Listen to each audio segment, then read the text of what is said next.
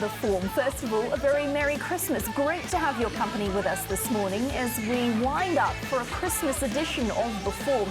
We've got lots to get through. Let's have a little look at what's on the agenda.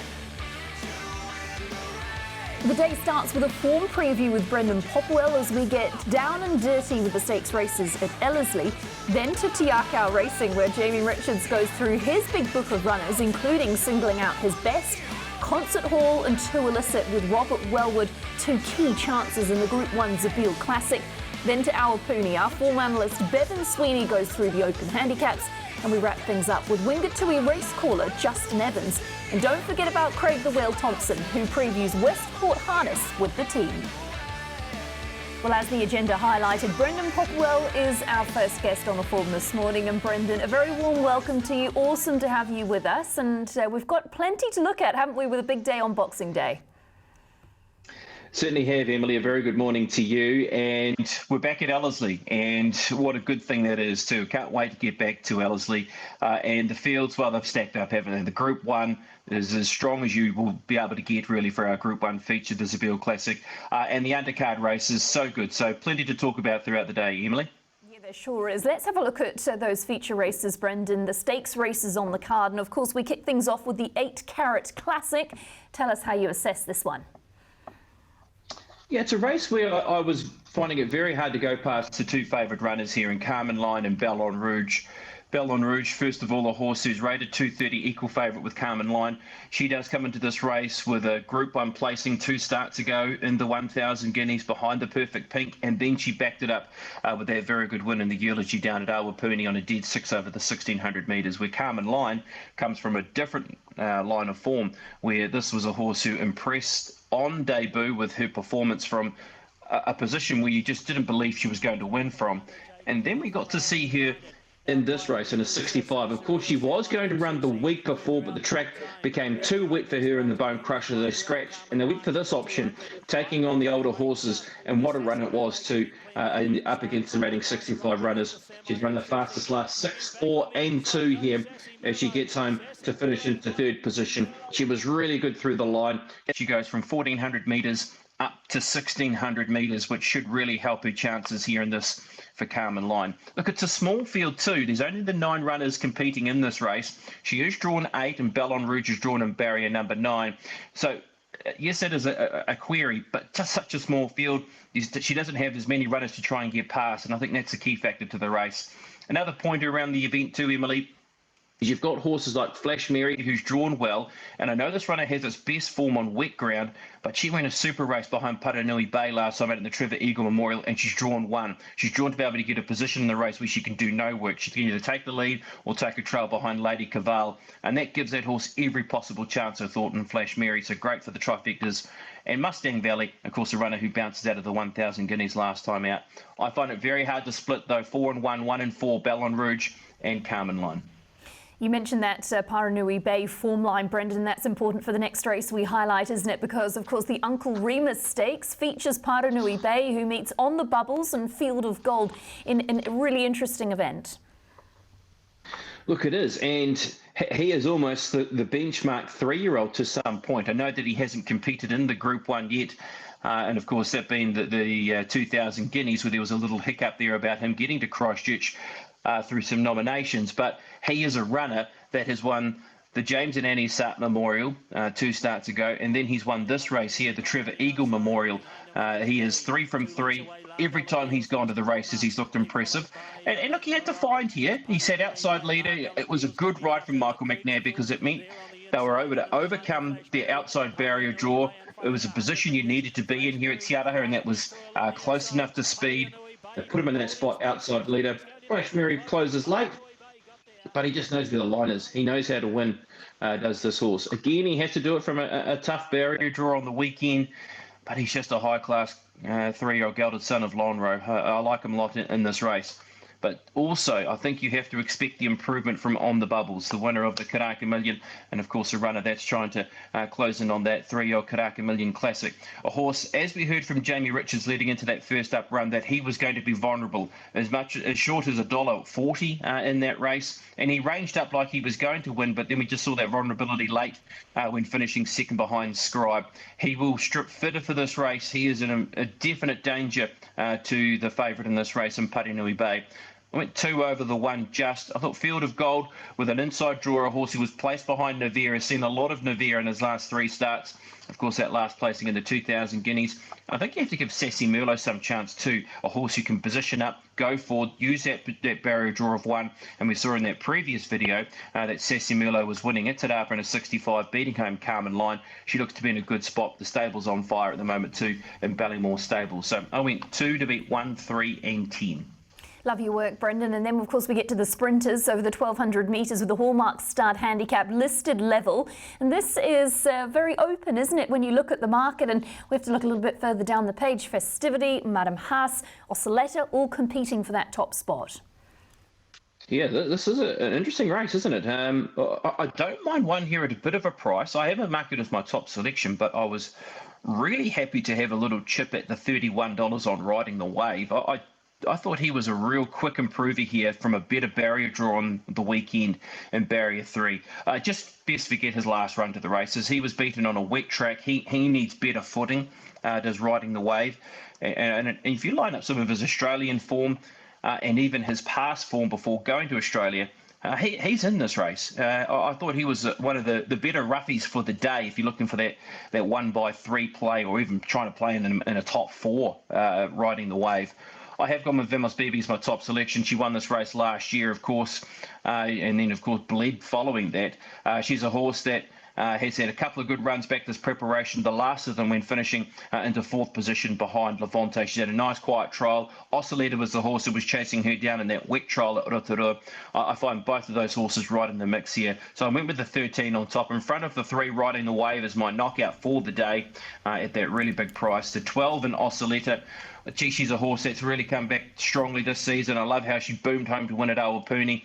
And things just didn't quite eventuate for her in that race out of Otaki because it was so on speed that day. And she still did a great job to finish into 5th position. And Festivity, the other horse that I don't mind too. When you go back over her runs, I think the best to forget, especially that effort last time out to the races behind Magic and Canto and the Taranaki Breeders. When beaten on that wet track, she's had a couple of nice trials back since with a good low draw with Opie aboard. So 13, 3 the roughie for the day, 12 and 7. And that brings us up to Group 1 racing, doesn't it, Brendan, in the form of the Cambridge Stud Zabeel Classic. And there's just so much depth in this race. It's an interesting one to assess. And, of course, the James Wellwood team come in with 2 key chances in Concert Hall and 2 Illicit. Don't they? And both of those horses are grand chances, aren't they? Concert Hall, the winner of this race last year. She's got herself in the right space, you would have to say, Concert Hall, with how she's come out and beaten Shower Roses, who tried to dictate terms out in front, but she was just close enough to them here, and we know that she is so much better beyond the mile that she was able to rein in Shower Roses. So you've got to like what we've seen from Concert Hall, and we know what she's like once she gets beyond the mile. So she's in the right place. And To Illicit, same thing. I mean, To Illicit goes up in distance now, which is no query at all for mine. She's a runner that has performed over the 2,000 metres, and how she just put them away with a gun ride from Danielle Johnson to be able to get the position they got from an outside draw to give her the best run in transit. I did like a couple of other runners in this race too. I was taken by Tiptronic out of the Captain Cook Stakes. Now 1,600 metres is a distance that he is certainly using that as a stepping stone for further, and his best runs have certainly been over that 2,000 metre distance. You go over his form, he won a Herbie Dyke, for instance, at Te Rapa. He's been placed in a Herbie Dyke.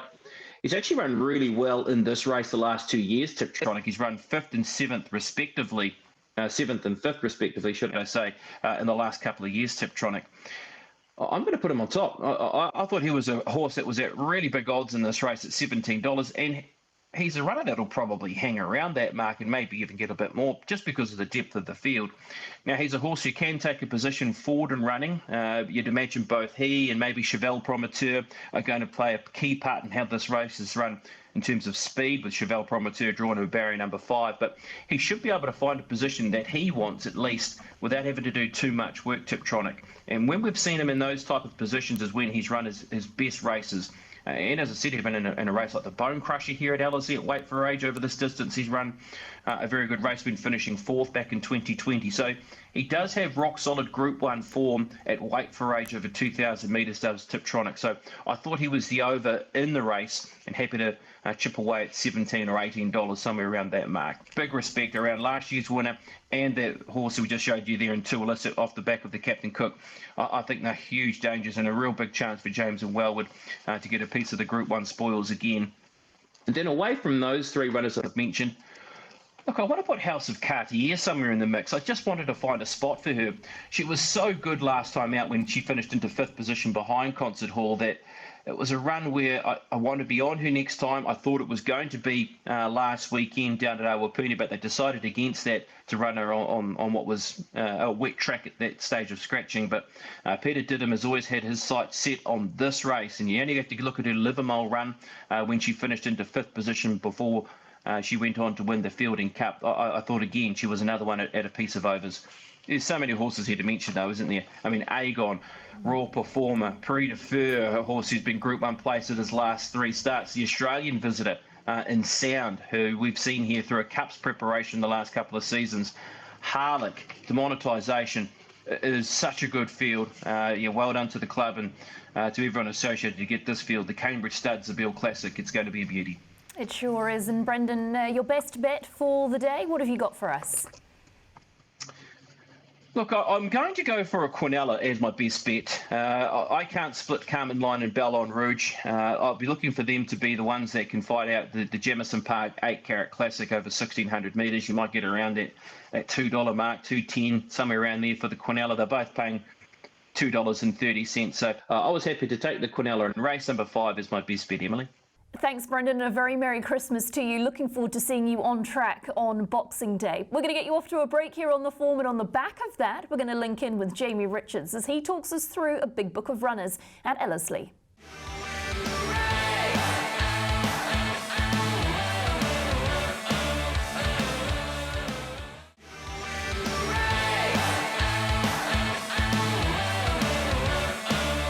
As we expect, Jamie Richards has a strong book of runners for Boxing Day, and he joins us on the phone now. Jamie, awesome to have you with us. And before we get started, congratulations on the big news last week. Really exciting stuff for you.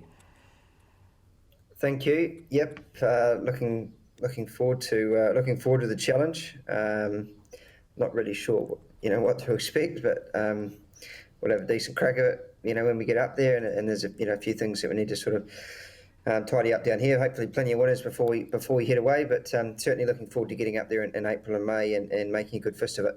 I bet you are. And speaking of plenty of winners before you go away, let's have a little chat through your runners for Boxing Day, and we can go through them in racebook order.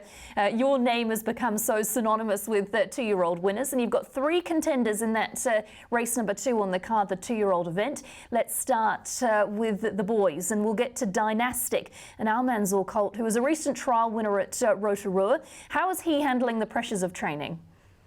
Yeah, he's handling it all pretty well. I wouldn't say he's a real natural sort of medium-sized nuggety 2-year-old. He's got plenty of scope. He's a beautiful horse. I think everybody will be really impressed with how he looks when he gets into the build cage up here on Sunday. It's all ahead of him. He's a high-quality colt. We paid a fair bit of money for him. He's in a stallion syndicate, but off the way that he trialled, we're keen to sort of give him a chance here on Boxing Day with a view to the Crack a Million, and if it doesn't come off, we'll give him a little bit of time and try and get him ready for the Matamata Slipper if possible. But really nice colt that I hope he's got a bit of time for.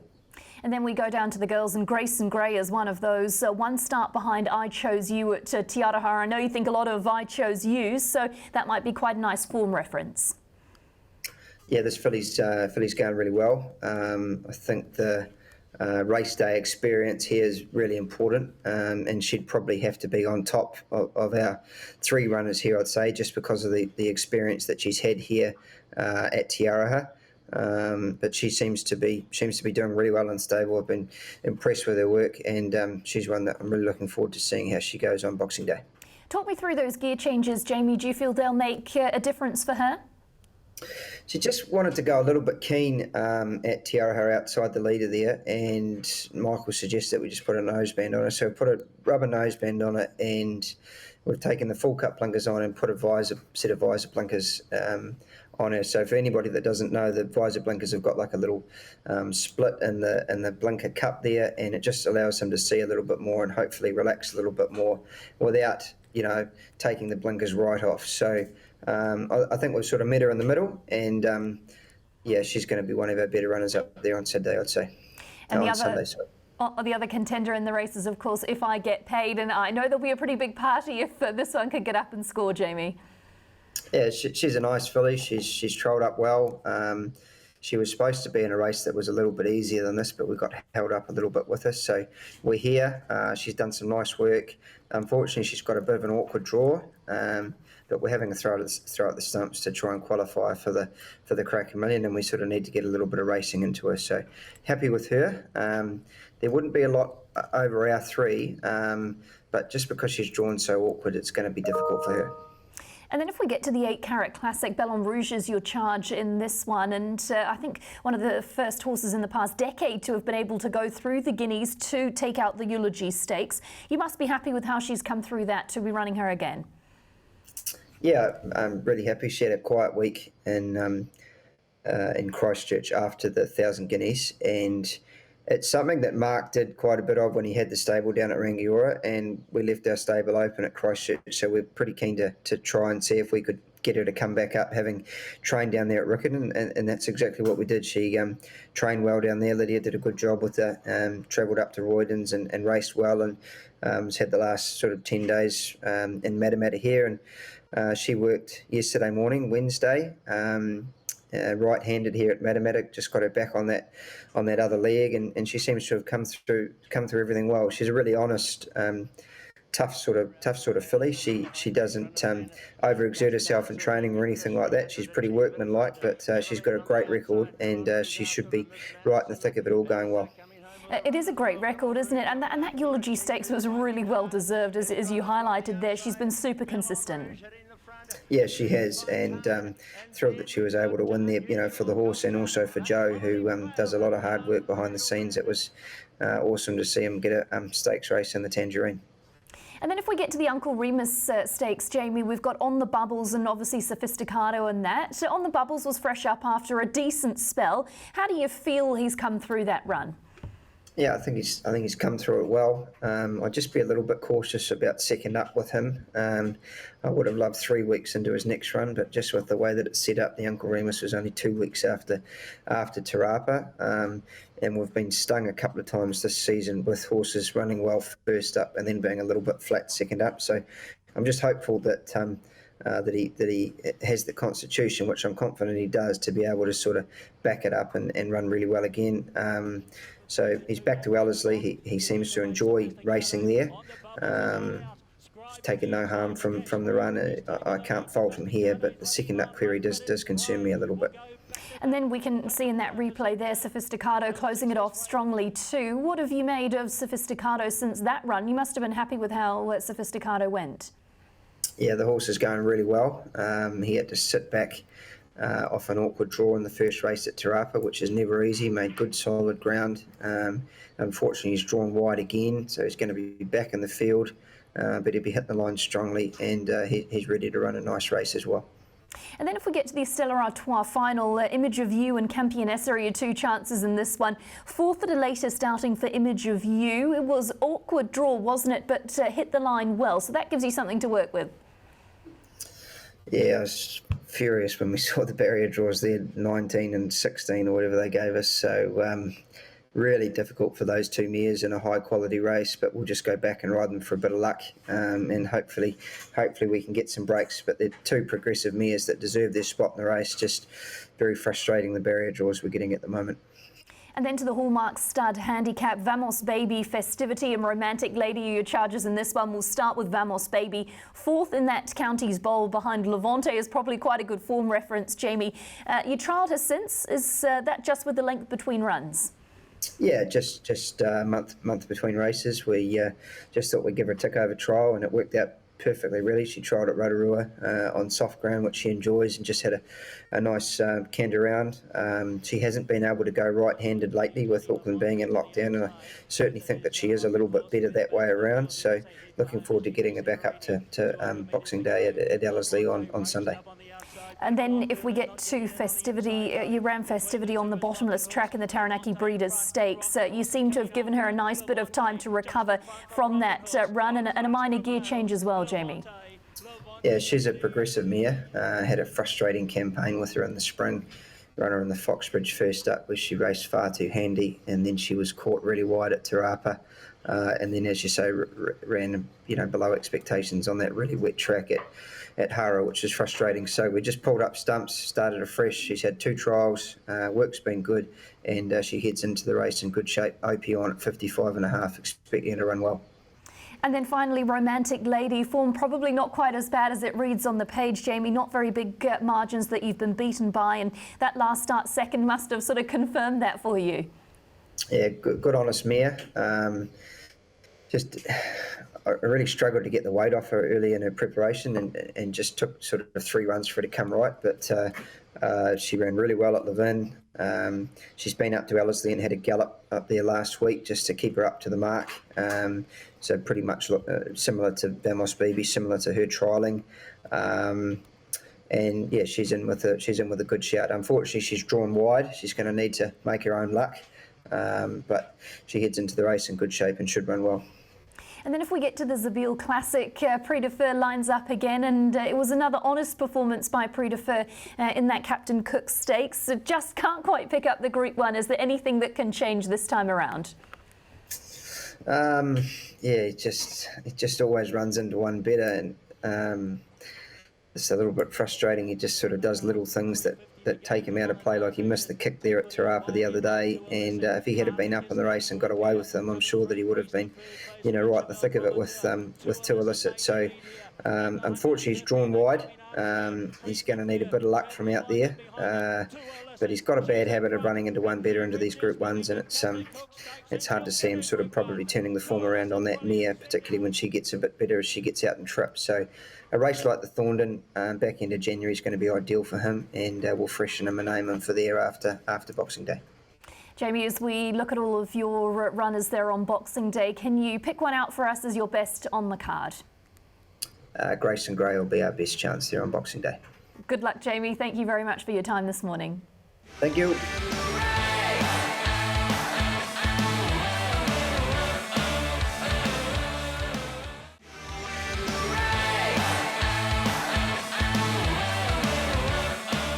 Mouth-watering stuff, isn't it? Concert Hall and 2 Illicit clashing in the Zabeel Classic, and Robert Wellwood, a very warm welcome to the show. And geez, if the run can continue, of course, Boxing Day could be another massive day.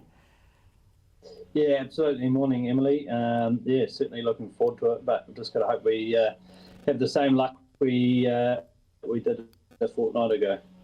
Let's get into those runners in racebook order, and of course we start with the 2-year-olds, Charma Rio, and tell us a little bit about this one. It's just looking at the form on debut, but been pretty good for you at the trials. Yeah, exactly. We actually sort of spoke about taking him to Te Araha on the 3rd, but for a maiden race, but there was only 6 nominations Boxing Day. It's worth 60,000, and barring one horse, there's not actually any other winners in there. So realistically, it's a maiden race worth 60,000, as I say, barring the one horse. But I think he's an exciting horse, but he's still got a bit to learn. Tell us about him. What's he like to have around the stable?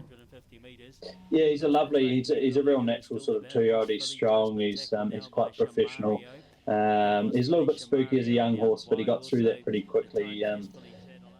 He won a trial really nicely, and then backed it up with a nice effort on a sort of rain-affected track, which didn't suit him at Rotorua. But Ryan was still very glowing of the way he sort of put that together. albeit, as I say, on a surface that didn't suit.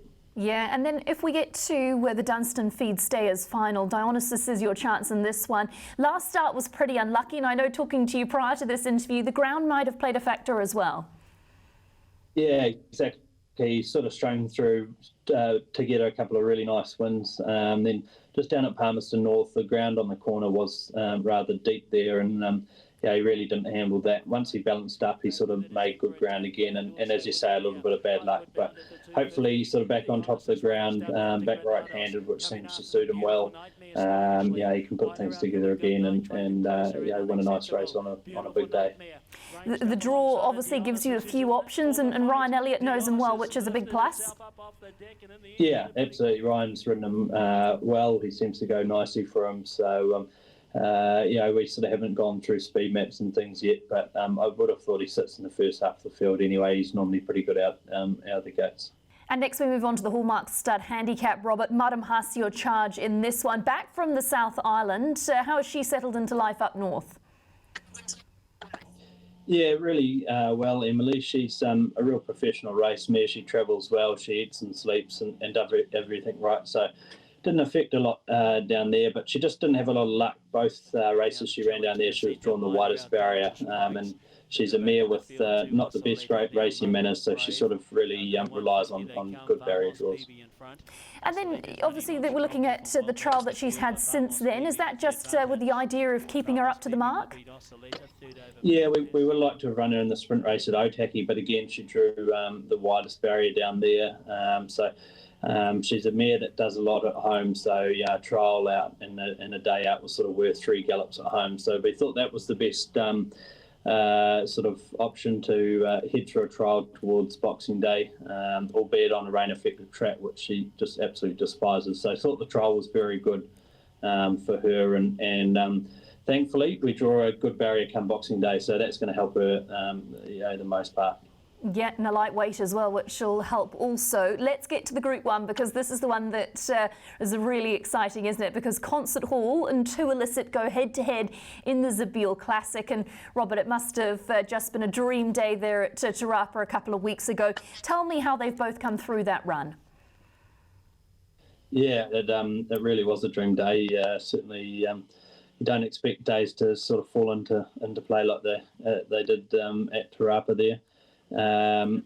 But yeah, they've both come through it really well. Concert Hall in particular, she can sometimes feel her races, but through Te Rapa she's trotted up clean, very clean and free, and her regular track work rider's been super happy with her. And then 2 Illicit, obviously the same. She's bounced through that Group 1 in good fashion. Yeah, she has. Her normal sort of pattern after the races is she heads to Margaret Park to the water treadmill for a week or so. So she went there. They were really happy with her, and since she's come back to the stable on Sunday, we've been super pleased. Finney came in and galloped her Wednesday, and he couldn't have been happier with the work. So they both come through them well, and are heading into Boxing Day in superb order. When I was looking at the race, it's hard to assess, isn't it? Because they both look like they're going to enjoy the step up in distance. Is there one of them that is showing you maybe could be more effective at the 2000? Look, I mean, they both sort of had some pretty impressive performance over 2000, Concert Hall and the Zabeel last year, and then when we look back to 2 Illicit's Waikato Guineas win, they've both put in probably PB performances over 2000. So I don't know that there's a lot between these mares. 2 Illicit's very classy race mare and got a lot of ability, but when it comes down to it, Concert Hall doesn't lay down, and she's a real tough race mare. Talk to me about the tactics. How do you see it unfolding when it comes to the race? Haven't drawn well with either of them really. Still trying to work out exactly what we're going to do from those barriers. Concert Hall we did ride a bit further forward last time, probably more so because it was over the mile and we knew it wouldn't have been a fast run race. So we sort of did that tactically and it worked out. Don't know from the wide barrier that's how we'll ride her in the Zabeel. We may just let her find her feet and sort of get into clear air as she did when she won the race last year. And 2 Illicit, she normally can get away from the barriers pretty smartly. So, you'd like to think that she'd be in the first half a dozen, but again, we won't be hustling and busting her. The 2,000 metre start from a wide barrier can be a real trap sometimes. And of course, the other story when it came to the Captain Cook Stakes was the fact that Vinny was suspended and wasn't able to ride to Illicit at Tarapa. He gets back on board, doesn't he, on board to Illicit at Ellerslie, and he knows her well, so that's certainly not a bad thing. Yeah, exactly. It was a bad day for Vinny. He was pretty gutted to miss all those nice rides, and the only reason he was going to be missing those rides was to ride at Wellington. So, nice that Brenton Cherry have stuck loyal and sort of gave him first option on the ride, and he's taken it with a big grin. And as I say, he was happy with the wet Wednesday, and I think he goes in with some good confidence. Robert, I have to ask you and put you on the spot. Who do you see as the better chance in the Group 1, to Illicit or Concert Hall? Honestly, couldn't answer that. I really couldn't. I'd struggle to split them. Probably to Illicit coming through a Group 1 field, it's hard to deny that form. But as I say, when it comes to the nitty gritty, Concert Hall lays ears back, and I'd hate to be in a fight with her. I reckon Quinella would be nice. Robert, what about the other runners? Is there one you can single out that you feel particularly confident about, or Group 1 is where the focus is? Yeah, probably the Group 1's where the focus is. All the horses go into the day really well. And just very interested to see our 2-year-old step out. Think he's got good ability. He is still green, as I said, and look, there's some other horses that have trialled up superbly, but he's probably one just to keep an eye on, and going into the autumn, he could make into a nice sort of autumn 2-year-old.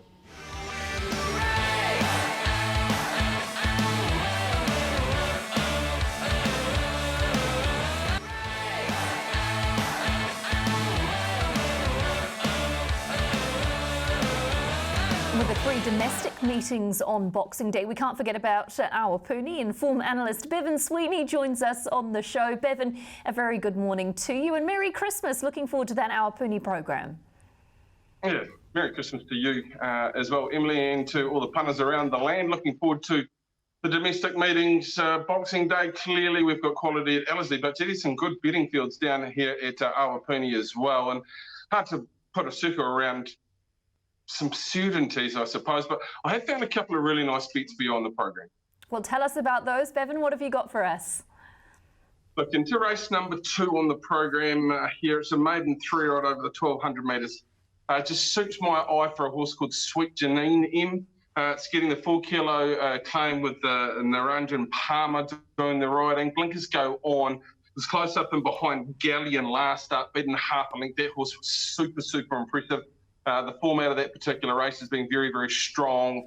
Look, I just think with that advantage in the right sort of race, it'll be very tough to beat from a good draw. 51.5 kilos on its back is very lightweight. So I did really like its chances in race number 2. It's taken a few to win one. I thought it would have won before now, but I just think that's the right race. And into the last on the program, I think you'll get a price around this one. Nice strong race, 65 fillies and mares. And we look towards the 14 here, Rouge, who was in black type last, starting behind Belle Rouge. Now, sectionally, she was best 8-6-4-2 in that particular race. Black type race, she's got a great draw. Lisa Allpress in the saddle. Her performance 3 ago was very good as well when winning. She missed in between times, but we've always had a lot of time for her. I think we've spoken about her in prior form sort of talks in. So I'm wanting to say that she's in the right race as well, albeit it is hard for the 3-year-old fillies to get up into 65 grade and be winning. So there's a couple for you. Sweet Janine, Rouge in races 2 and 9 at Awapuni. Love your work, Bevan. Thanks for your time. Very Merry Christmas, and look forward to seeing you on the coverage on Boxing Day. Yeah, ho, Emily. I hope it looks after you and everyone. And I'll be on the sofa by about lunchtime, I reckon.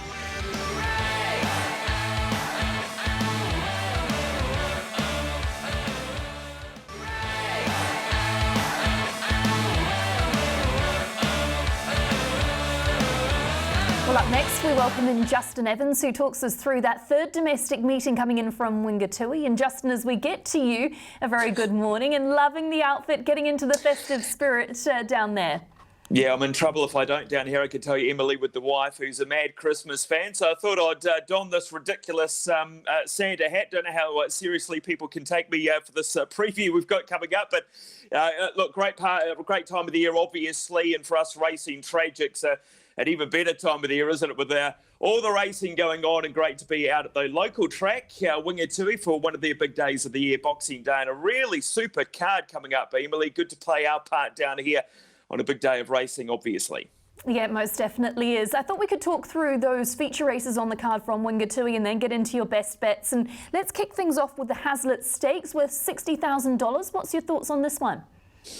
Yeah, the feature of the day, Emily, should be a really good race, really competitive sprint field. I think the horse to beat, though, is number 2, Live Drama, who really deserves this. She's been really good this prep, 3 placings, all in really good races, just beaten in the Stewards at Riccarton. Look, she's a good sprinty mare, Live Drama. She's been freshened up from that Riccarton race there. She's had a month off. She's trialled really well at Riccarton. She was never let go the other day by Tina Komaniagi. I think she's the horse to beat. She's drawn out a little bit. I think she'll just slide back and hopefully get some cover, have the last shot at them here, Live Drama. I do think there's a horse they've mispriced here, the bookies. This might be one for your punters. Number 11, Mint Julep. I was surprised to see her go up at $41. Thank you very much. I've given her a real live first 4 chance. In fact, I'm tipping her third. She's a local mare, Mint Julep.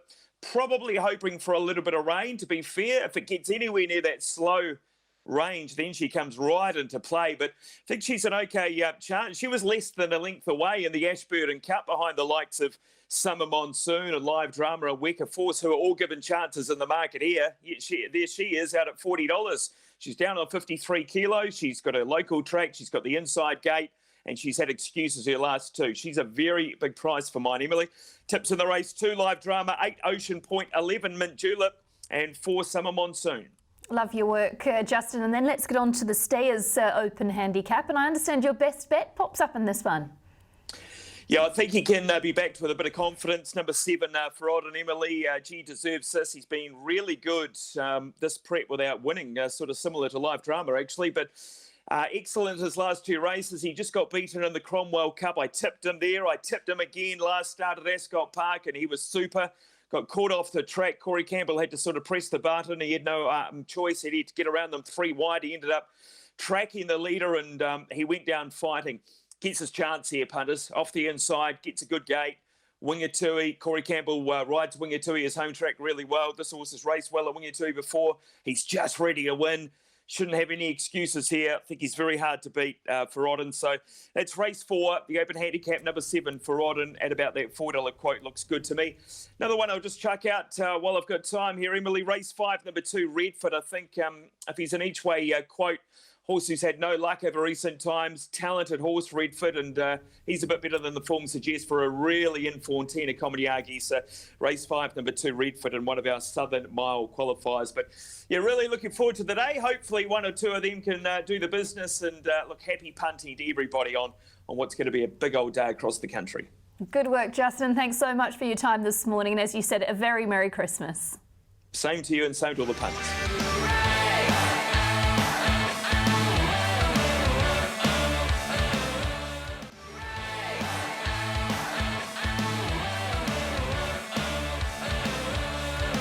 Well, it's not just about the gallops on Boxing Day. We also, of course, have Westport Harness, and the man on the job is Craig the Whale Thompson. Craig, a very Merry Christmas to you. What have you got for us? Compliments of the season to you, Emily, and to the viewers as well. I hope you have a wonderful Christmas day. Really like Westport on their Boxing Day meeting. Of course, they race first of 2 days, and the feature is the Westport Cup. It's race number 7, goes off at around 3:29. Last of the Mohicans, Emily, here's a horse that's had absolutely no luck for Lawrence Hanrahan. Got a good record on the grass track. He's won 2 races, and his last 2 starts at Addington, he's run out of room late, both of them in good fields behind Labour and Pace and Pride. Thought he gets in the here race quite nicely. Ricky May takes the drive, and this combination, Lawrence and Ricky, have had a wonderful association at Westport in the past. So race 7, number 10, last of the Mohicans. Main danger, Kiwi X Factor off the front, and Jimmy Armour one of two done runners who's off a handicap. A couple of runners I think you can follow on the program. Have a look at the ex-trotter going around in race number 2. He's now pacing, and that's Out of My Way. Really like it, Emily. Qualified the other day and qualified really nicely. Of course, he's a rating 67 trotter. He's now having a go at pacing, and he goes good in this game. Step quickly at the trials. I think he will go away safely. Blair Orange takes the drive, and I don't mind him. Race 2, number 9, Out of My Way. If you want to find one early, and a rating special going around the last year gets in here beautifully. High Flying Harry. Go back and have a look at its last start at Addington in a far stronger field behind Always Have Faith. Thought it found the line quite nicely, and he's a grass track specialist. 11 starts on the grass, 3 wins, 7 placings. Only missed a placing once, and he falls in this race as the highest rated horse. Follows that one with a bit of gate speed. Really like High Flying Harry to finish the day at Westport. Good luck, good punting over the weekend. Well, that's it from us here on The Form this morning. Hopefully you got some good insight into those Boxing Day races of this Christmas edition. Wishing you a very Merry Christmas. Looking forward to Boxing Day with the 3 domestic meetings and also the harness. Best of luck with your investments. And that's it from us here on The Form.